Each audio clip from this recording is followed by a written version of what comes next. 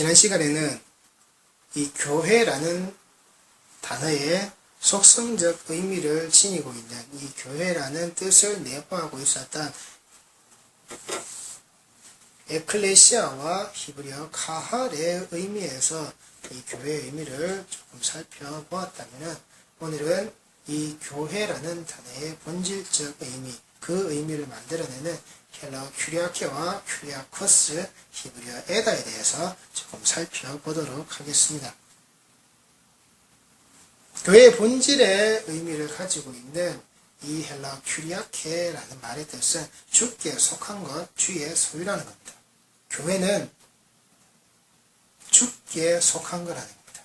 주님의 것이라는 겁니다. 주님의 소유라는 겁니다. 인간이 가진 게 아니라는 겁니다. 인간이 가질 수 없는 겁니다. 인간이 가져서도 안 되는 겁니다. 인간이 자기의 것이라고 말할 수 없는 겁니다. 이 교회의 머리는 예수가 되시기에 그가 주인인 겁니다. 하나님께서 항상 주인 되시는 교회, 그것이 저희 휴례교회의 하나의 모토이기도 합니다. 하나님께서만 오직 주인이 되시는 겁니다. 인간은 거기에 종로로 타는 겁니다. 인간은 거기에서 하나님이 시키신 일을 하는 종로로 타는 겁니다. 종놈이 돼야지 종님이 되는 것이 아니란 말입니다. 이게 내 거라고 말할 수 있는 게 아닙니다. 종은 주인의 것을 자기의 것이라고 말할 수 없는 겁니다. 주인이 그에게 주었을 때 그는 주인의 것을 활용하는 겁니다. 그리고 다시 주인에게 돌려드리는 겁니다. 주인이 그것을 정산하는 겁니다. 종의 것이 아니란 말입니다. 교회의 본질은 하나님의 것이지 인간의 것이 아니란 말입니다. 그리고 헬라어 큐리아코스라는 말은 주에게 속하는, 주님의 집이고 주님의 만찬이고 주님의 성찬이라는 겁니다. 이 주께 속하여 있는 주님의 집, 여기에서 먹고 마시는 것, 이게 교회라는 겁니다. 이 안에서 먹고 마시는, 그 예수를 먹고 마시는, 그 예수를 찢어 발려서 그 예수를 나누어 가지는 것, 그것이 교회란 말입니다. 그리고 그것을 위하여서 휴식과 예배를 위해 지정된 주의 날이라는 겁니다. 하나님과 함께 있기 위해서, 그 예수를 나누어 먹기 위하여서 그 하나님께 속해 있는 이 자리에서 그 하나님과 함께 휴식과 예배를 드리는 날. 그래서 제가 지난 시간에 말씀을 드렸습니다. 하나님께서 하나님과 함께 휴식하는, 하나님과 함께 안식하는, 하나님과 함께 그 자리에 있는 그날을 하나님이 복 주셨는데, 그날은 바로 그 시작된 그날부터 오늘에 이르기까지, 그리고 앞으로의 그 어떤 날도 절대 변하지 않는, 그날은 계속되고 있는 날이란 말입니다. 월요일은 아니고 화요일은 아니고 일요일만, 주일만 맞다라는 그 날이 아니라 월요일부터 그 어느 날이 되었던 내 삶이 끝나는 그날, 그리고 내 삶이 설사 끝난다 할지라도 그 삶을 뒤이어서 사는 그 모든 자들의 그 날, 그 모든 날들이 휴식과 예배를 위해 지정되어져 있는 주의 날이라는 겁니다. 하나님과 함께 안식되어지는 주의 날이라는 겁니다. 교회는 그 날과 함께하는 자들입니다. 그 함께하는 자들의 모임인 겁니다. 때와 시를 우리가 정해서 하는 것이 아니라, 때와 시는 언제든지, 그 장소는 무엇이 되었든지 함께 모여서 하나님과 함께하는 것.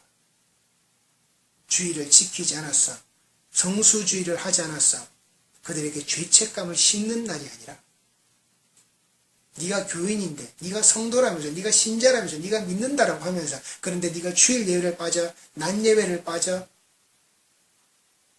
그것도 주일 낮 예배를 다들 대예배라 그러죠. 큰 예배, 작은 예배. 그래서 대예배 때는 많이 있어야 되겠죠. 주일 대예배 때는 가장 많은 자들이 가장 그럴싸하게 차려입고 가장 많은 시간과 공을 집중해서 그렇게 드려야 되고, 그게 오후 예배로 넘어가고 저녁 예배로 넘어가면 슬금슬금 내가 이제 대예배 드렸잖아. 큰 예배를 내가 완성했잖아. 오늘은 내가 됐어. 이 한 주는 내가 지켰어. 그 예배의 자리를 지가 주인이 되어서 자기가 주인이 되어서 스스로가 판단하고 스스로가 경과 중을 나누어서는 내가 가장 중요한 부분을 했어. 그러니까 이 정도는 내가 건너뛰어도 돼. 스스로가 판단해버리는 그 대예배의 자리, 그리고 중예배의 자리, 소예배의 자리, 이것도 저것도 아닌 예배의 자리. 누가 그걸 판별하라 그랬습니까? 누가 그걸 그렇게 나누라 그랬습니까? 오직 주께 속한, 주께 소유되어져 있는 하나님의 것들인데, 하나님의 소유인데, 하나님께서 언제나 항상 그 한 분만이 주인이 되시는 것이 바로 이 교회의 자리인데, 이 먹고 마심의 자리가 이 자리에 있어야 하는데, 스스로의 배부름만을 쫓아서 왔다가 스스로의 배부름만을 위해서 나아가버리는 그 떡만 먹고 배부른 자들의 모임이 지금 우리의 모습이 아니냔 말입니다. 하나님께 속한 게 아니라 내게 속한 것으로서 내가 어떻게 하면 잘 될까? 내가 어떻게 하면 좋은 것을 가질까? 내가 어떻게 하면 더 많은 것을 누릴까? 이 교회 안에서 탐닉하는, 이 교회 안에서 그 탐욕을 부리고 있는 우리 자신의 모습이 아니냔 말입니다. 하나님께 속한 게 아니라 하나님이 내게 속한 것, 하나님이 나의 종된 것, 하나님이 내가 시키는 대로 하는 것, 그래서 하나님이 가지고 계신 그 능력을 가지고서 내 배를 불리는 것, 내 배에다 기름을 찌우는 것, 이게 우리의 신앙의 행태가 아니었냔 말입니다. 교회의 본질은 그렇게 되지 않는 겁니다. 우리는 오직 그 하나님께 속한 자들이고, 그 하나님께 속한 자들로서 이 자리에서 그 하나님께 집중하는 겁니다. 그것이 언제 어디서든 우리가 자랑하는 삐까 번쩍하는 모든 것들은 이 갖춘 자리가 아니라, 모든 시설이 완비되어져 있는 그런 자리가 아니라, 세상 사람들이 자기네 것들을 자랑하는 최신 시설 완비, 몇 사람이 앉을 수 있는 연회석 완비, 몇 대의 차량이 들어와서 주차할 수 있는 주차 공간의 확보, 세상자들의 기준과 판단의 모양새가 되는 것들이 이제는 교회를 판가름짓는, 저 교회는 좋은 교회, 저 교회는 가볼만해, 어때? 그 시설이 잘 돼 있어, 좋아, 프로그램이 좋아. 시설과 프로그램이 나빠야 된다는 게 아닙니다. 교회라고 거지같이 살고, 교회라고 세상 것에 비해서 누추하고 이런 게 아닙니다. 그걸 그들의 기준에 맞추기 위해서 그렇게 따라가려고 하는 것이 잘못되었다는 겁니다.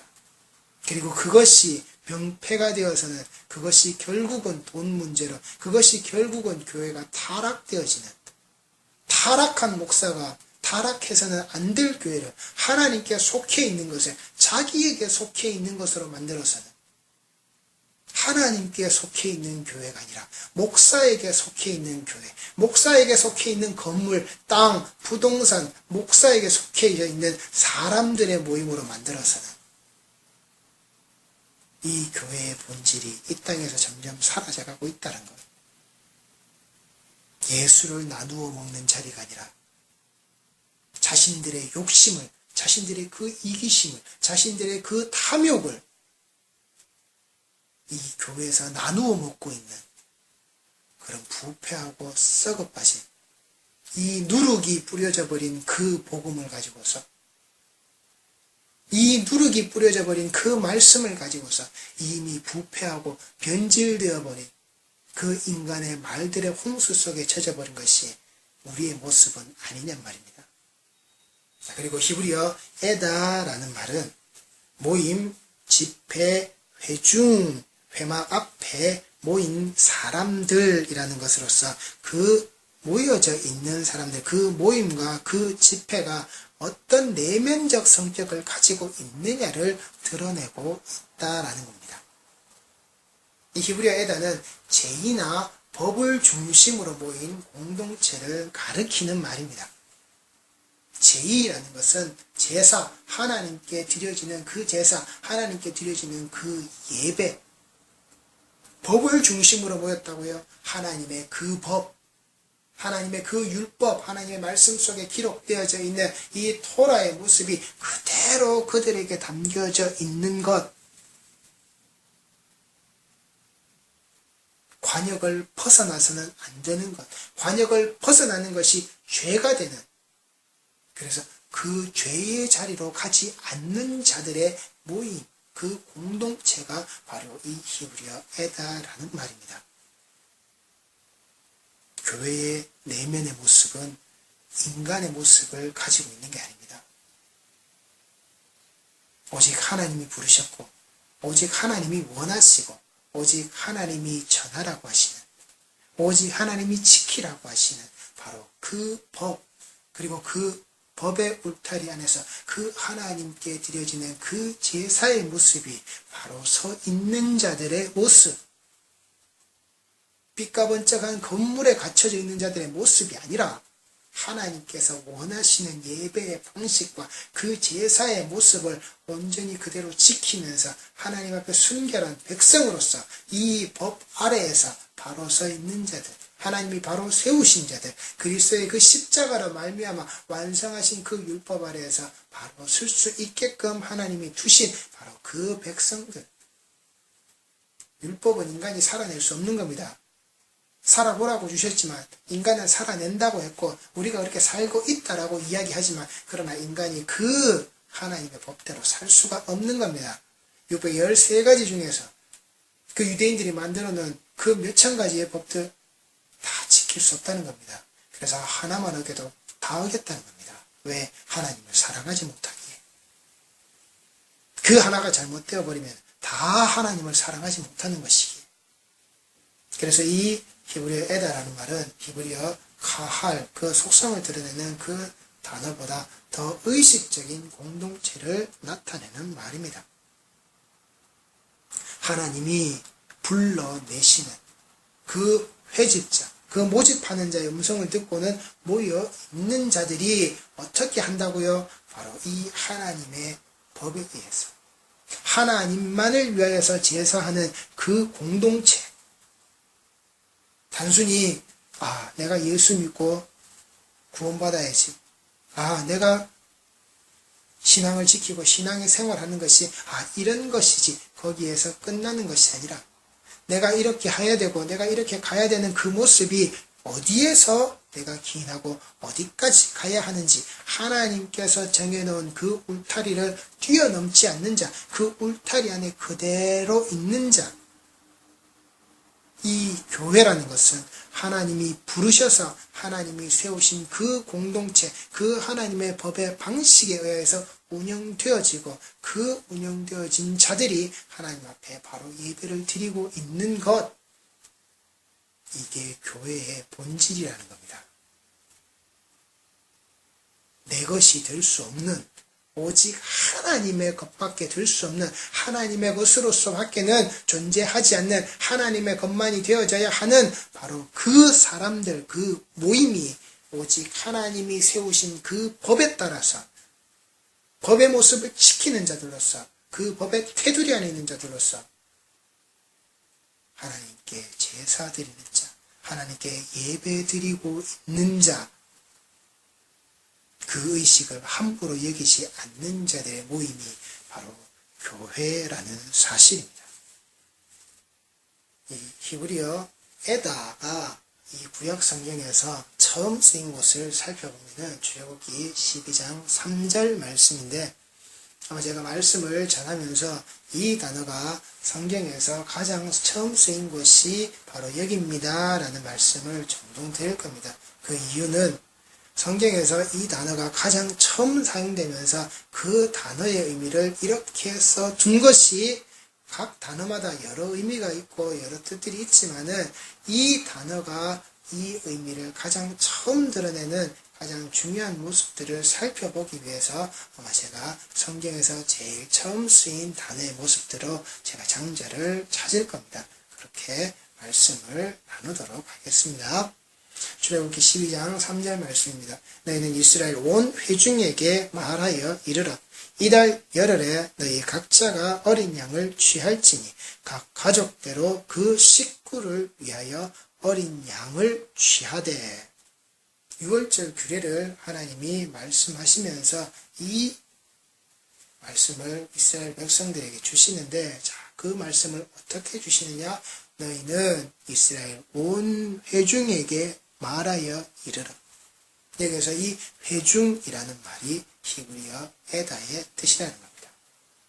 이 온 회중이 어떻게 해요?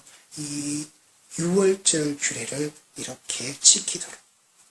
하나님께서 부르셔서 모여있는 그 모임의 자리는 너희들이 하고 싶은 대로, 너희들이 말하고 싶은 대로, 너희들이 끌고 가고 싶은 대로 방식대로 그 일들을 처리하여서 이루어내는 자들의 모임이 아니라 내가 너희들에게 주는 그 법에 따라서, 그 법의 의미에 따라서, 그 법의 명령에 의하여서 너희들은 하는 거야. 그게 나의 회중이야. 그게 나의 모임이야. 그게 나의 에다로 이루어진 그 교회의 본질이야. 내가 성도가 맞다면, 우리가 성도가 맞다면 성도에게 말하여 이르라. 내게 말씀하시는 겁니다. 법대로 하라고. 하나님의 법대로 하라고. 하나님의 기록해 두신, 하나님이 명령하신 그 법대로 하라고. 이 토라의 방향대로 가라고. 너희 뜻대로 움직이는 게 아니라고. 우리가 하고 싶은 대로 하는 게 아니라고. 내게 속한 것이 아니라 전적으로 하나님께 속하여져 있는 것이라고. 그 하나님의 소유라고. 너는, 성도는, 그 모임은, 그 회중은 하나님의 것이라고. 그리고 이 히브리어 에다라는 말이 히브리어 야드라는 단어에서 파생이 됩니다. 이 히브리어 야드라는 단어를 조금 살펴보면은 이 야드가 성경에서 첫 번째, 두 번째 쓰인 곳이 출애굽기 21장 7절 말씀입니다. 사람이 자기의 딸을 여종으로 팔았으면 그는 남종같이 나오지 못할지며 만일 상전이 그를 기뻐하지 아니하여 상관하지 아니하면 그를 속량하게 할 것이나 상전이 그 여자를 속인 것이 되었으니 외국인에게는 팔지 못할 것이요 만일 그를 자기 아들에게 주기로 하였으면 그를 딸같이 대우할 것이요. 출애굽기 21장 8절 9절 말씀에 이 야드라는 말이 각기 한 번씩 기록되어져 있습니다. 이 출애굽기 21장의 말씀은 앞서 기록되어져 있는 말씀에는 남종에 대하여서 기록이 되어져 있고 지금 이 7절부터는 여종에 대한 이 규례가 적혀져 있는데 이 여종에 대한 규례가 남종과의 모양새하고는 조금 다르게 기록되어져 있습니다. 이 남종은 노동력의 대상으로서 기록되어져 있다고 한다면 이 여종에 대해서는 이 남종과 같은 그 노동력과 더불어서 성적인 문제가 함께 결부되어져 있다라는 겁니다. 저희들 성경에서 살펴보시면은 하갈이 그랬죠. 사라의 여종 하갈이 그랬고 실바와 비라가 그랬다는 겁니다. 레아와 라헬의 여종이었던 이 여종들의 문제는 이 성적인 문제와 결부가 되어져 있는 그 주인에게 속해져서 이 문제가 함께 들어져 있다라고. 그래서 이 남종의 노동력의 문제와는 성경에서 조금 더 구분하여서 기록하고 있다라는 겁니다. 그래서 이 8절 말씀 보시면은 만일 상전이 그를 기뻐하지 아니하여 상관하지 아니하면 그를 속량하게 할 것이나 상전이 그 여자를 속인 것이 되었으니 외국에게는 팔지 못할 것이요. 여기에서 이 상관하다라는 말이 바로 히브리어 야드라는 단어를 사용합니다. 여기에서 그를 기뻐하지 않고 상관하지 아니한다는 것은 그를 약혼자로서 대우하지 않고 그를 선택하지 않으면, 그를 그 자리에서 그렇게 만나주지 않으면은 그를 속량하라는 겁니다. 네가 그를 아내와 같은 그 배우자의 자리에서 그를 대우하지 않겠다라고 한다면, 너에게 속한 그 여인의 모습으로서 네가 만날 생각이 없다면, 그 선택이 아니라면은 너는 반드시 그를 속량하라는 겁니다. 그러나 그를 이방인에게 팔 수는 없다는 겁니다. 그 9절 말씀입니다. 만일 그를 자기 아들에게 주기로 하였으면, 여기 아들에게도 마찬가지입니다. 그 아들에게 약혼자, 그 아들에게 아내된 자의 자리로, 그게 아내에게 선택되어져서 그에게 주기로 한 것이 그를 딸같이 대우해야 되는데, 그를 그렇게 반드시 하라는 겁니다. 만일 그를 자기 아들에게 주기로 하였으면, 여기서 주기로라는 말이 야아드라는 말로서 그 아들의 약혼자로, 그 아들의 여인으로 네가 선택하였으면 그를 딸같이 대우하라는 겁니다. 딸로 여기라는 겁니다. 네 며느리 될 자를 너의 딸과 같은 여인으로 여기라는 겁니다. 그만큼 소중히 대하라는 겁니다. 신명기 15장은 일반적인 종의 규례가 담겨져 있다면, 이 출애굽기 21장은 아내나 며느리를 삼기 위한 교가 이 말씀 속에는 담겨져 있습니다.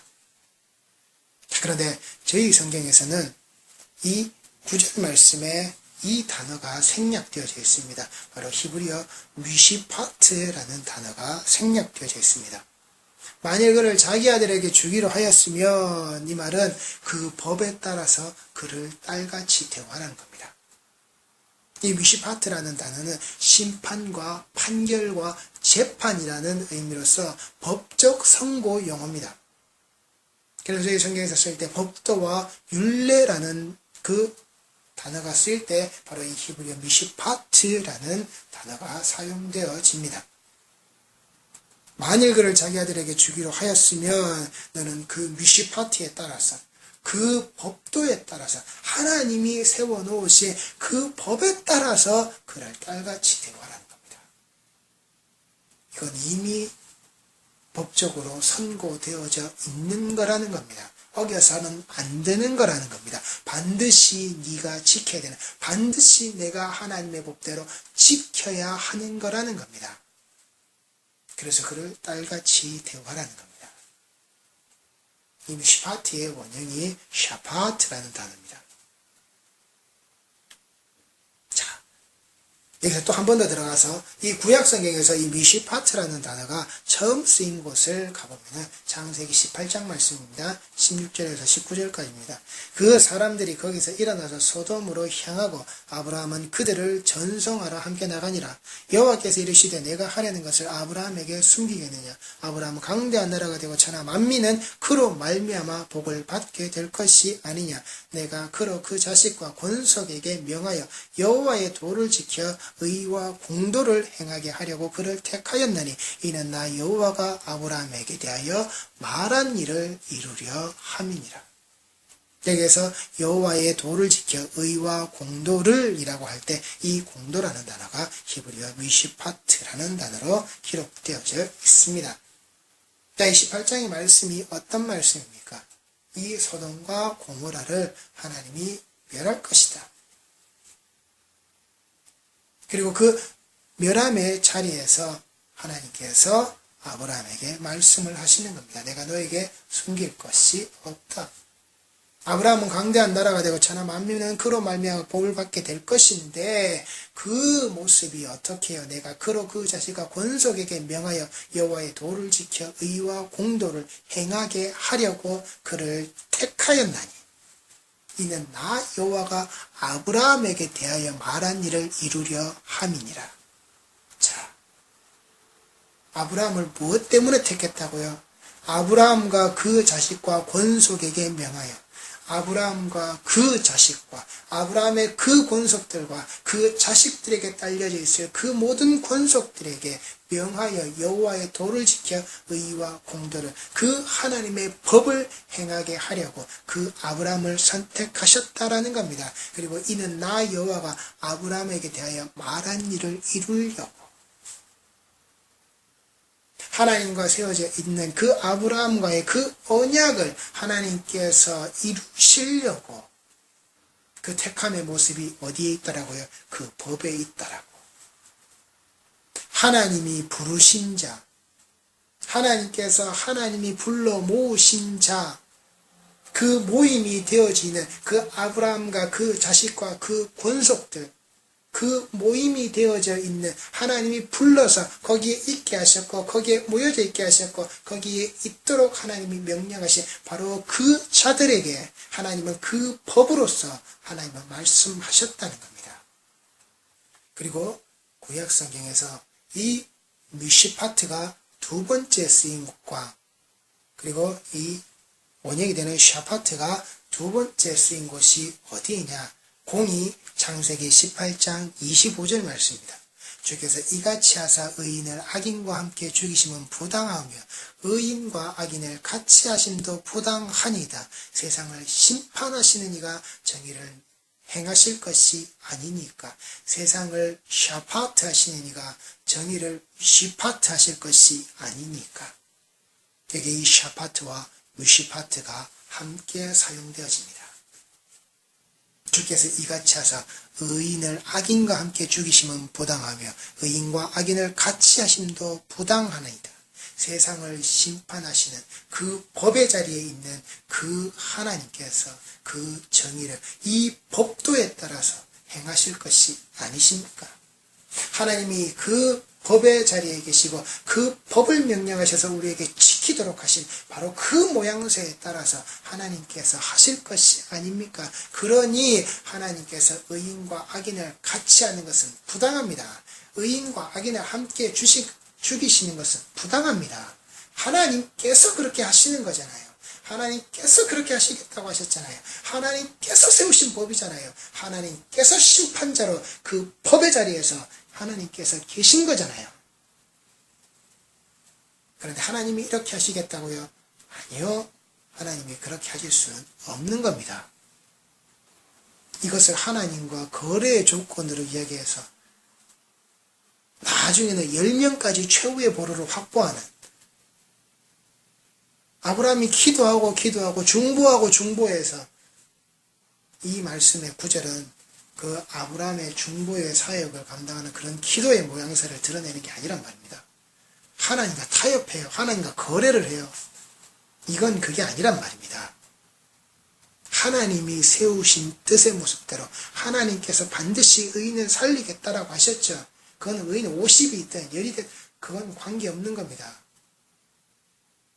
의인을 반드시 하나님 살려내실 거죠. 그래, 나는 의인을 살려낼 거다. 아브라함은 그 확답을 하나님께 듣는 겁니다. 그래서 그 속에서 의인 한 사람이 사라져 나왔고, 그래서 지금 아브라함의 이 말들은 바로 11조에서 비롯되어져 있는 이 소돔과 고모라의 그 역사의 현장에서 하나님께 드려졌던 그 11조의 모습에서부터 기인되어진다는 겁니다.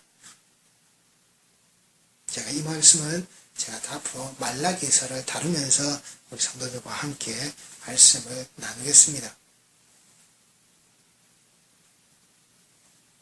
하나님의 법 앞에 서 있는, 하나님의 그 법에 속해져 있는 회중, 하나님의 그 미시파트 앞에 서 있는, 그 미시파트 아래에 속해져 있는 그 회중, 그 에다, 우리는 여기에서 벗어날 수 없는 겁니다. 벗어나서도 안 되는 겁니다. 그게 성도의 모습이라는 사실을 잊지 마시기 바랍니다. 그래서 이 출애굽기 21장의 말씀으로 잠깐 좀 더 돌아가시면은 그렇게 딸같이 대우하라고, 그 법에 따라서 너는 딸같이 대우하라고 말씀을 하시고 난 후에, 자 10절 말씀을 보시면은 만일 상전이 다른 여자에게 장가들지라도 그 여자의 음식과 의복과 동침하는 것은 끊지 말 것이요, 그가 이 세 가지를 시행하지 아니하면 여자는 속전을 내지 않고 거저 나가게 할 것이니라. 자 10절 말씀에 뭐라고 되어 있습니까? 만일 상전이 다른 여자에게 장가들지라도 그 여자의 음식과 의복과 무엇을요? 동침하는 것은 끊지 말 것이요.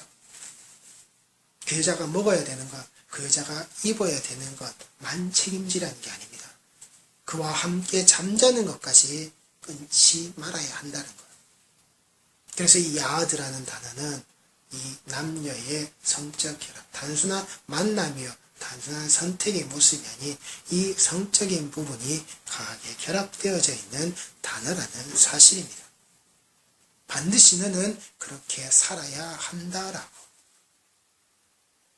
자, 여기서 저희들이 이 페미니즘, 이 여권신자, 남성 우월주의를 타파해야 되는, 근데 성경 말씀을 잘 살펴보시면은 하나님만큼 이 여성을 끝까지 지키는 부분이, 이 성경이 여성을 아주 비하하고 여성을 아주 못난 자로 치부하고 아니라는 말입니다. 오늘 이 말씀 속에서도 살펴보시는 것과 같이 이 여성의 문제, 이 여성의 그 나약함의 문제, 이 문제를 주인된 자들이 어떻게 하라고요? 끝까지 지켜나가는 겁니다. 이 인권의 문제를 이 주인이 어떻게 하라고요? 이 여권의 문제를 주인이 어떻게 해결하라고요?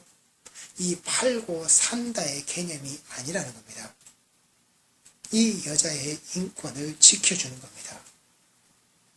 이 여인의 모습을 절대 하나님께서 함부로 하도록 못하게끔 만든 것이 이 성경의 법안에 들어져 있다는 겁니다. 그걸 어긴 게 인간이지, 그걸 어기고 살아간 것이 이 땅의 남자들의 모습이었고, 그걸 또한 방관했던 것이 여자들의 모습인 것이 사실입니다. 그러나 하나님은 그렇지 않으셨다는 겁니다. 하나님은 이 법에 따라서 이 법안의 모습에서 이 여자의 인권을 하나님은 끝까지 지켜주셨다는 겁니다. 그 나약한 자의 존재를 착취의 대상이 아니라는 겁니다. 이 주인에게 그 책임감을 지어줬고 끝까지 돌보았고, 그리고 어떻게 해요? 남자보다 더 강조하였다라는 겁니다. 남종의 모습보다 이 여종의 모습에 하나님은 더 강조점을 찍어 두었다라는 겁니다. 이 여인에게는 남종과 다른 바로 이 성적인 문제가 결부되어져 있었기 때문에 하나님은 끝까지 지키신 겁니다. 이 남녀의 관계의 모습으로 하나님은 끝까지 지키도록 하나님은 그 법의 명령을 해 두셨다라는 겁니다. 그리고 이 히브리어 야하드가 성경에서 세 번째 사용될 때 어느 성경에 사용되느냐, 출애굽기 25장 21절 22절 말씀을 보시면은 속죄소를 궤 위에 얹고 내가 네게 줄 증거판을 궤 속에 넣어라. 거기서 내가 너와 만나고 속죄소 위 곧 증거궤 위에 내가 두 그룹 사이에서 내가 이스라엘 자손을 위하여 네게 명령할 모든 일을 내게 이루리라. 하나님께서 어디서 만나신다고요? 거기서 내가 너와 만나고 어디요? 속죄소를 궤 위에 얹고 내가 네게 줄 증거판을 궤 속에 넣으라. 언약궤의 자리에서, 그 증거궤의 자리에서, 속죄소 위 있고 증거궤 위에 있는 두 그룹 사이에서 내가 이스라엘 자손을 위하여 네게 명령할 모든 일을 네게 이르리라. 하나님이 거기서 우리를 만나시겠다라는 겁니다. 하나의 뜻을 가진 가장 친밀한 만남으로 죄를 사하여 주시는 자리에서 자신에게 속한 자신의 백성에게 말씀하시는 하나님, 그 죄가 사해지는 자리에서, 그 죄를 보시지 않는 자리에서 하나님이 말씀하신다라는 겁니다. 그 그리스도의 피로 덮여져 있는 그 교회에서 그 하나님의 백성들 안에서 하나님은 말씀하신다라는 겁니다. 나는 하나님을 거기에서 만나는 겁니다. 하나님은 우리를 만나 주실 때에 그 법이라는 무시무시한 울타리를 가지고서 그래 너는 유죄, 너는 무죄, 정죄하시려고 만나시는 그 하나님이 아니라 분명 우리가 심판의 대상은 맞지만 그 심판의 모습이 어떻게 해요? 하나님이 죄를 사하여 주시는 자리에서 만나시겠다라고. 그러니 우리가 우리의 죄를 고백해야죠.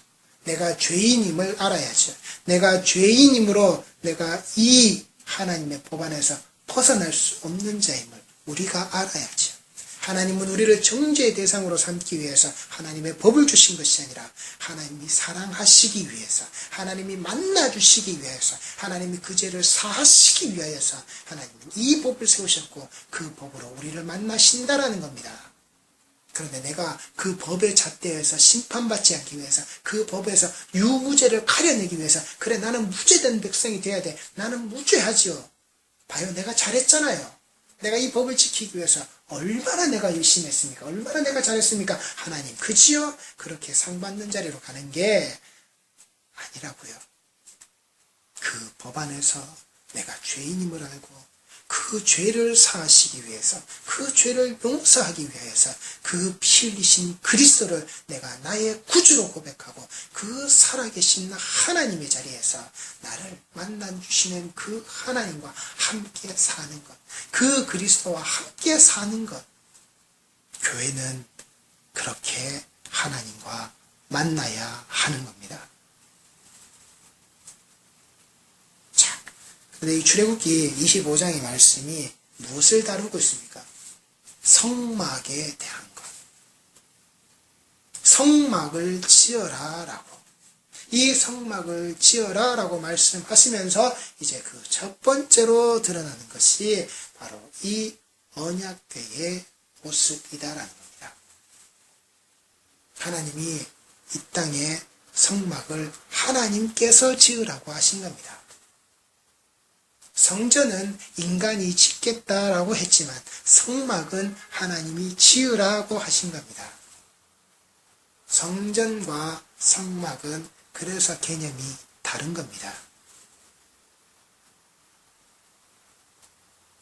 그 하나님이 성막을 지으라고 하실 때 정말 하나님이 인간들에게, 사람들에게 그 손을 가지고서 성막을 지으라라고 하실 때는 성전을 짓는 모습과 다르게 하나님은 말씀을 하십니다.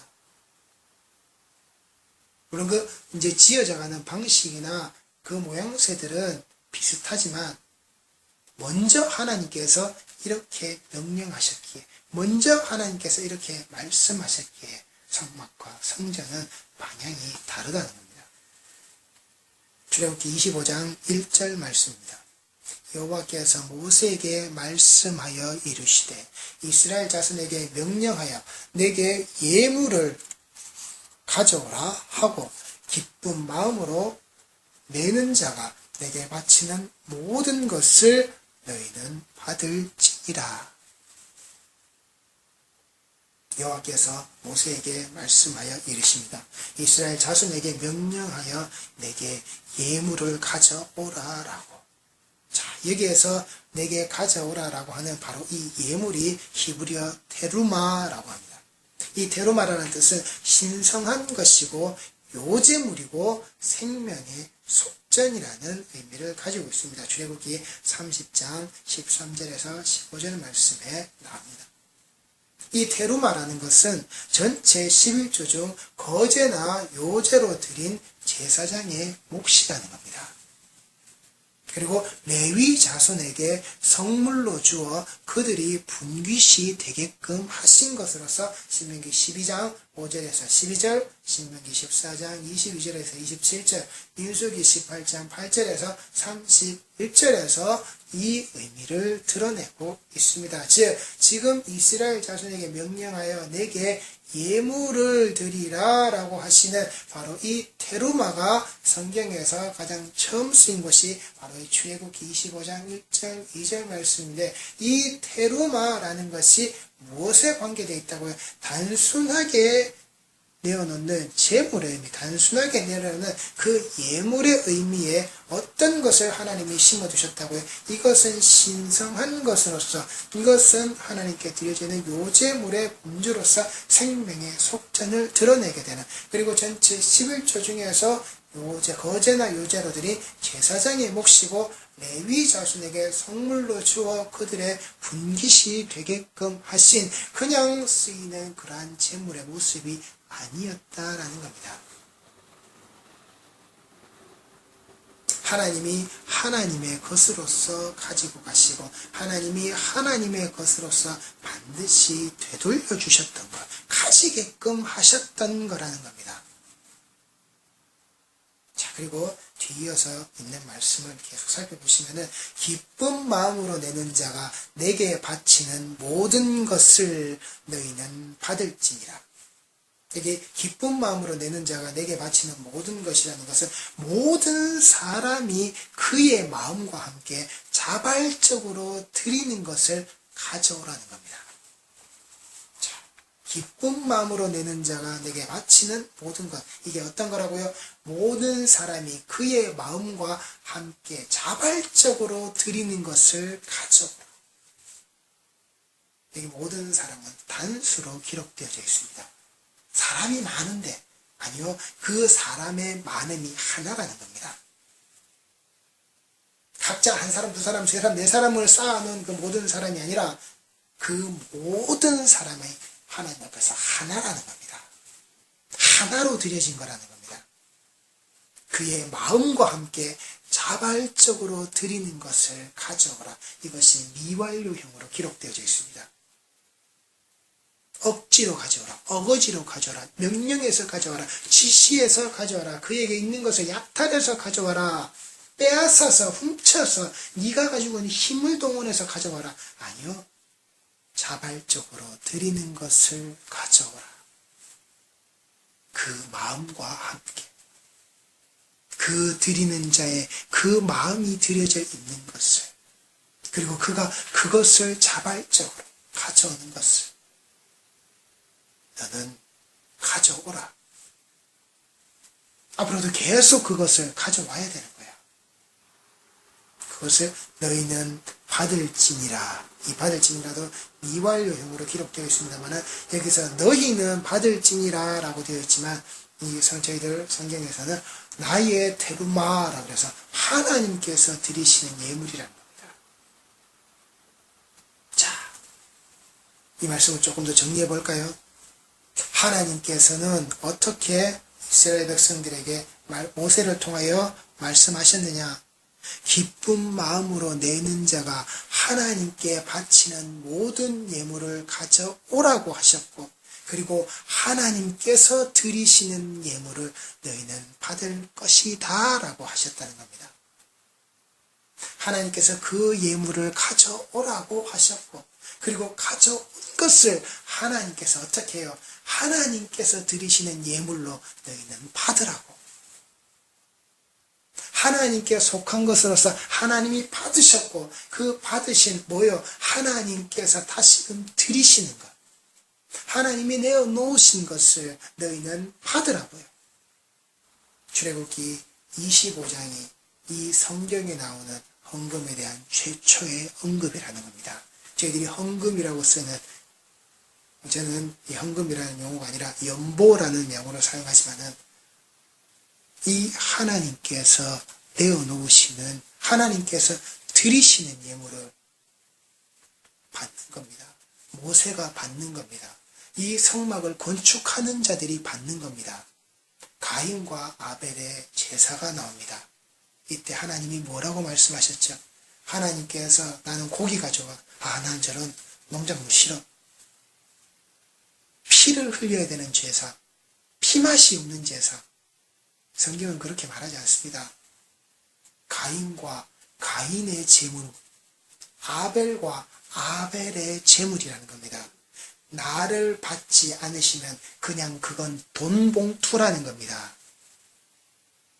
기쁜 마음으로 내는 자가 하나님께 바쳐지는 그 모든 예물, 그와 마음과 함께 자발적으로 드리는 것이 아닌 것. 그래서 그 가인과 가인의 제물을 보셨고 아벨과 아벨의 제물을 보신 겁니다. 아벨의 제물을 먼저 보시고 가인의 제물을 먼저 보신 게 아니라 그 가인이라는 자를, 그 아벨이라는 자를 하나님은 먼저 보셨다는 겁니다. 돈봉투를 보신 게 아니란 말입니다. 인간이 돈봉투를 보는 것이지 하나님이 돈봉투를 보는 게 아니란 말입니다. 제발 정신들 좀 차리시란 말입니다. 목사나 그 인간의 돈봉투를 보고서 카운트하는 것이지 하나님이 내 돈봉투를 보고 나를 카운트하시는 게 아니란 말입니다.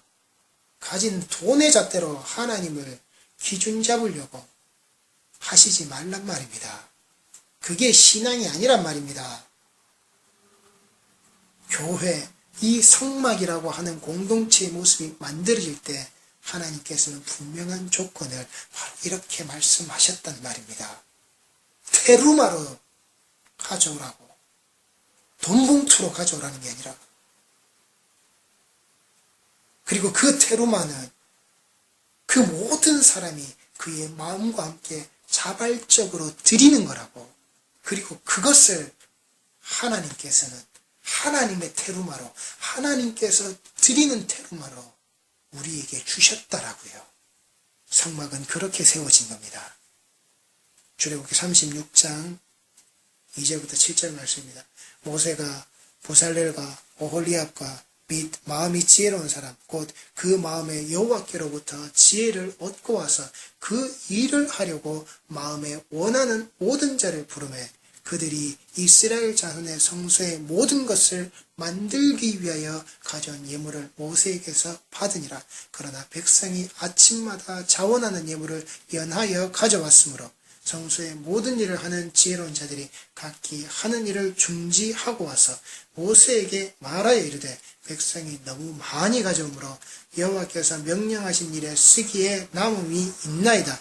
모세가 명령을 내리매 그들이 진중에 공포하여 이르되 남녀를 막론하고 성소에 드릴 예물을 다시 만들지 말라 하매 백성이 가져오기를 그치니 있는 재료가 모든 일을 하기에 넉넉하여 남음이 있었더라. 성경과 인류 역사 최초의 건축 헌금이라는 겁니다.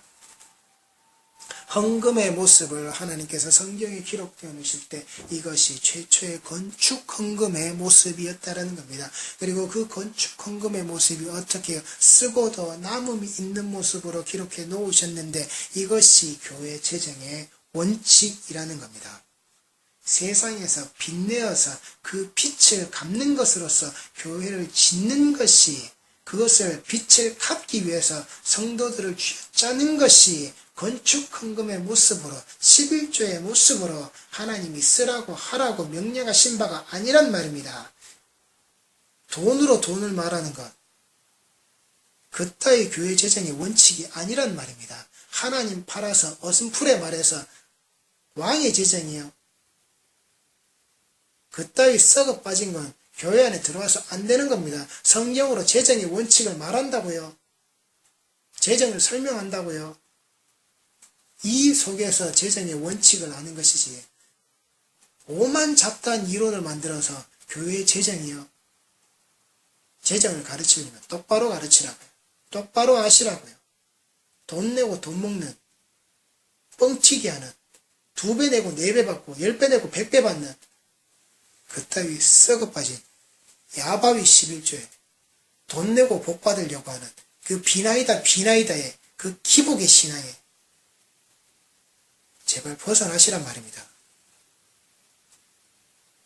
하나님이 세워놓으신, 하나님이 보여주신 교회 재정의 원칙입니다. 기쁨으로 자원하여 내어서 받은 자가 그 받은 것의 목적대로 사용하고, 설사 따로 더 받은 것이 있다 하더라도 사사로이 유용하지 않고 바르게 사용하는 것. 그들이 이스라엘 자손의 성소의 모든 것을 만들기 위하여 가져온 예물을 모세에게 받으니라. 모세에게 그 예물이 전해졌을 때에 모세가 그들에게 치으라고 주었습니다. 모세의 손으로 그 예물이 분명히 들어갔습니다. 그런데 백성이 아침마다 자원하는 예물을 연하여 가져왔으므로 모세의 손길뿐만 아니라 그 부살렙과 오홀리압과 마음이 지혜로운 그 성막을 짓기 위하여서 수많은 일하는 그 사람들 손에 혼이 그 예물이 들어왔다는 겁니다. 그런데 그 예물을 어떻게 해요? 자기들 주머니에 넣고 자기들의 사적으로 자기의 재산을 치부하는 것으로서 그들이 사용하지 않고, 그들이 공이 다시 그것을 끄집어내어 놓았더니 드린 바의 모습대로 드린 바의 그 일대로 그것을 두었더니 어떻게 해요? 너무 많다는 겁니다. 너무 많았더니 무엇을 했습니까? 그 일을 중지했다고요. 어떤 일을? 성막 짓는 일을 중지했다라고요. 지금 성막을 짓는 일보다 무엇이 이 일을 해결하고 가야 된다는 겁니다. 돈이 너무 많다는 겁니다. 재정이 너무 많다는 겁니다. 재정을 풍족하게 하여 주옵소서. 쓰고도 남음이 있는 넉넉함을 우리에게 주옵소서. 아니요. 이 일을 하는데 너무 많아요. 이러면 안 돼요. 교회 유보금이요. 매년 남는 거 쌓아서 비자금을 만들어서 입 싹 닫고 말하지 않고 알리지 않고 비밀리에 은밀하게 사용하는, 교회에 뒷돈을 쌓아놓는 그런 창고를 만들어서 돈이 많으면 결국 타락할 수밖에 없는 겁니다. 돈이 눈에 들어오면 그 쌓인 돈을 가지려고 하면, 그 돈을 쌓아두려고 하면, 그리고 쌓여져 있는 돈을 보면, 쌓여져 가는 돈을 보면, 쌓일 수 있는, 앞으로 쌓아나갈 수 있는 그 돈의 액수들이 머릿속에 계산되기 시작하면 이제 교회는 점점 더 하나님과 멀어지게 되는 겁니다. 타락하게 되는 겁니다. 교회는 돈을 쌓아놓는 것이 아니라 하나님의 백성을 쌓아놓는 것입니다. 하나님의 백성들이 쌓여져 가는 곳입니다. 하나님의 백성들이 한 걸음 한 걸음 그 예수와 함께 예수의 모습으로 하나님께 드려지는 겁니다. 그게 테로마입니다. 그게 예물입니다. 바로 그게 11조라는 겁니다. 받은 자가 받은 것의 목적대로 사용하는 것. 그래서 저희 교회는 지금도 마찬가지고 앞으로도 마찬가지고 헌금 봉투가 아예 존재하지 않습니다. 어떤 이름의 어떤 명의의 헌금 봉투라도 존재하지 않습니다. 11조 봉투는 당연히 존재하지 않습니다. 하나님께 연보하는 자가 연보의 목적대로 쓰도록 원할 때 그 목적대로 쓰여지는 겁니다. 당신에게 11조를 하세요. 당신에게 건축원금을 하세요. 당신에게 감사원금을 하세요. 당신에게 1,000번제를 하세요. 그 어떤 명의와 그 어떤 모양새를 가지고 이 봉투에 쓰여져 있는 이 족쇄대로 당신은 헌금하세요. 아니요. 모든 사람이 그의 마음과 함께 자발적으로 드리는 것. 그 연보의 모습과 연보의 모양대로, 연보의 목적대로 그렇게 사용되어지는 겁니다. 그리고 그것이 너무 넘쳐나면, 그리고 그것이 너무 많아지면 하시지 말라고, 이렇게 이 일에 사용된 이후에 다시금 그 연보를 세우더라도 그 연보의 돈이 사용되어지지 않고 자꾸만 쌓여져 가는 것을 저희 교회에서는 허락하지 않을 겁니다. 쓰지 않는 돈, 유보금, 비자금, 인간의 눈에 보이게끔 그 물질이 쌓여져 가는 걸 허락하지 않을 겁니다. 하나님의 목적대로, 하나님이 원하시는 대로 연보가 사용되어지도록, 그래서 받은 자가 드린 자의 목적대로 그 받은 자가 그대로 사용하도록,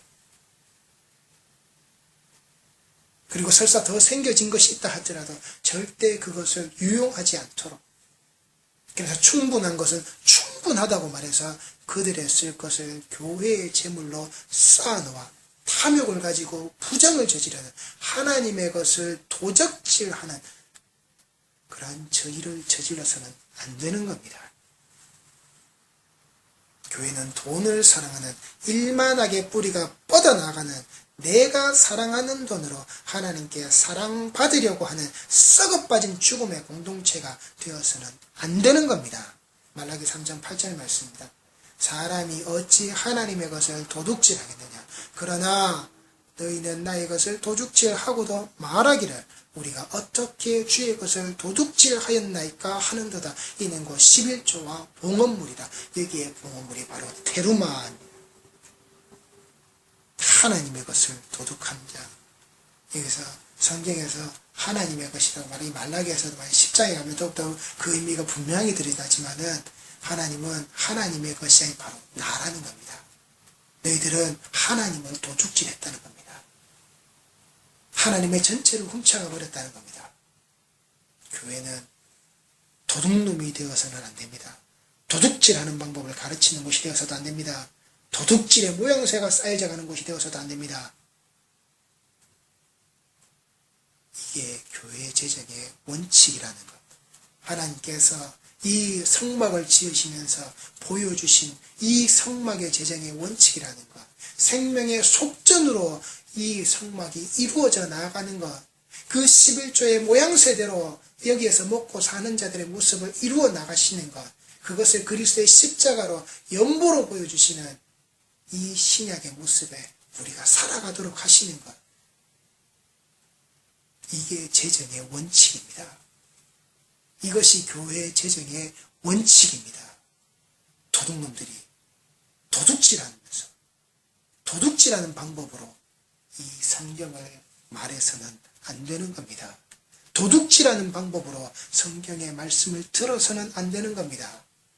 하나님의 것을 도둑질하고 있으면서도 하나님을 도둑질해가고 있으면서도 그게 죄인 줄 모르는 우리는 우리의 모습을 이 교회의 본질에서 이 하나님의 법에서 이 하나님이 불러 모은 자들이 무엇에 의해서 불러 모아져서 무엇을 가지고 이 교회가 나아가야 하는지 이 모임의 자리에 있어야 하는지 하나님이 세우신 그 뜻과 그 목적 하나님이 불러 모으신 그 진정한 의미를 이 가슴에 새기고 이 신앙의 기반에 새기고 그 말씀의 초석에 새기고 나를 우리를 하나의 뜻을 가진 가장 친밀한 만남으로 그 죄를 사하여 주시는 자리에서 자신에게 속한 자신의 백성에게 말씀하시는 그 하나님을 만나시는 우리 모든 휴례교회의 성도들이 되시기 바랍니다. 기도하시겠습니다.